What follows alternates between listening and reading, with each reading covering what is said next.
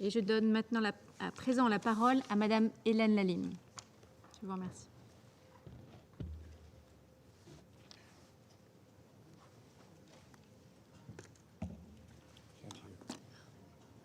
Nous ne pouvons pas vous entendre.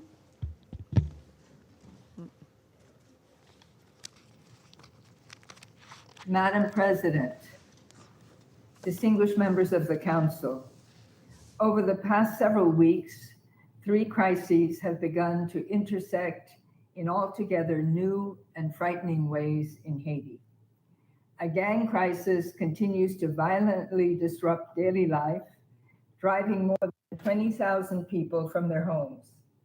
An economic crisis has the country in a stranglehold, with Haitians facing soaring food prices and fuel often available only on the black market. And as these trials play out and the Haitian people engage in legitimate protest, political stakeholders are still struggling to find common ground and define a path. In his September 11th address to the nation, the Prime Minister again launched a call for ongoing dialogue as a means to create the necessary security, constitutional, and political conditions for elections by the end of 2023. He highlighted the $600 million lost every year by the state through uncollected customs proceeds, a problem the government has been struggling with for some time. He announced the government's decision to reduce regressive subsidies on fuel, which costs the state some $400 million a year, as a means of increasing revenue for social programs. By the afternoon of the 12th, roadblocks were set up throughout the country, generating a countrywide lockdown. This situation persisted in the capital for a full 5 days until 16 September, when the police began concerted action to remove the roadblocks. The Prime Minister again addressed the nation on 18 September, extending his sympathies to the victims of violence. He urged people to come together in support of the reforms government was implementing to make the state stronger, and he encouraged all to resist vested interests. Later that same day, one of the largest alliances of criminal gangs in the capital blocked the nation's main fuel terminal in Port-au-Prince at Vareux. The state has remained in place for over a week, despite concerted police operations over the weekend, cutting the capital off from its primary source of fuel, creating shortages across the country, and closing down hospitals. Madam President, throughout this crisis, I have maintained my good office's efforts with all sectors of Haitian society and encouraged all to engage in a broad, open, and constructive dialogue. While so far inconclusive efforts have led to a perceived stalemate, national stakeholders have begun to re-engage with a renewed sense of urgency. In the past weeks, government representatives, political groups, and civil society organizations launched new consultations on ways to forge a wider consensus on a path to elections, but we're not there yet.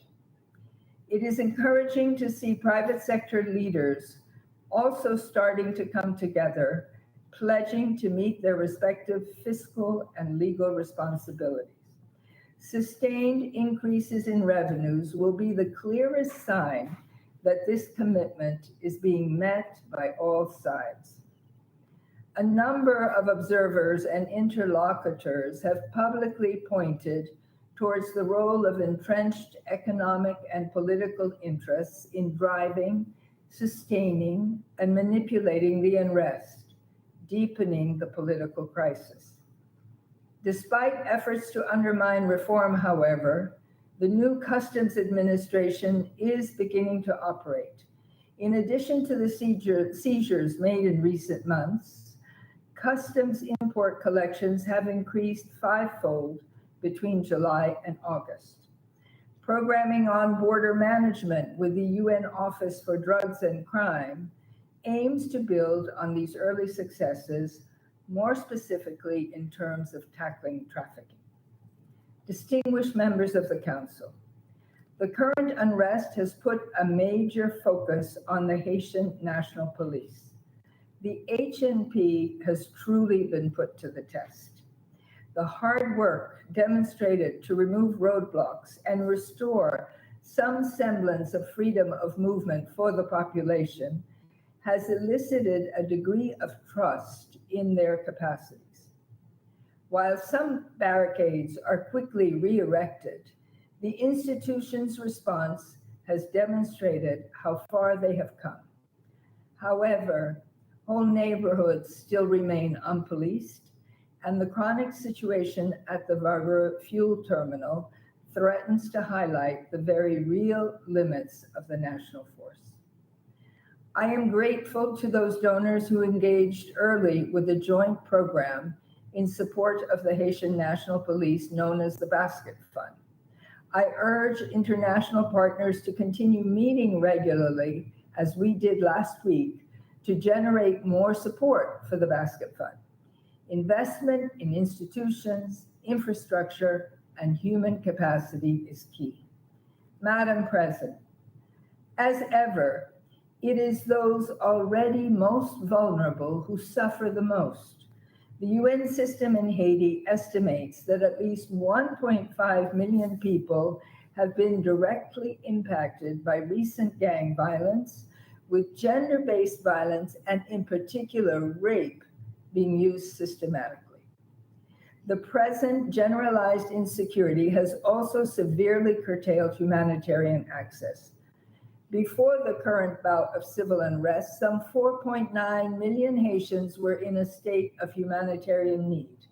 In the last 2 weeks alone, attacks on WFP have resulted in the loss of some 2,000 tons of food aid valued at close to $5 million that would have collectively supported up to 200,000 of the most vulnerable Haitians over the next month. No doubt my colleagues from WFP will share more on these events. It is self-evident that under such conditions, basic rights, from freedom of movement to education, are being catastrophically undermined, and access to basic social and health services repeatedly cut. Prisons have not received food, medicine, and water for days. An economic crisis, a gang crisis, and a political crisis have converged into a humanitarian catastrophe. We must not lose hope, but rather combine our efforts to find a pathway to a better tomorrow. A Haitian-led political solution is the first necessary step to address the current crisis. To support Haitians in their effort towards a better future, this Council must take urgent action. I thank you. Je remercie Madame Lalim de son exposé et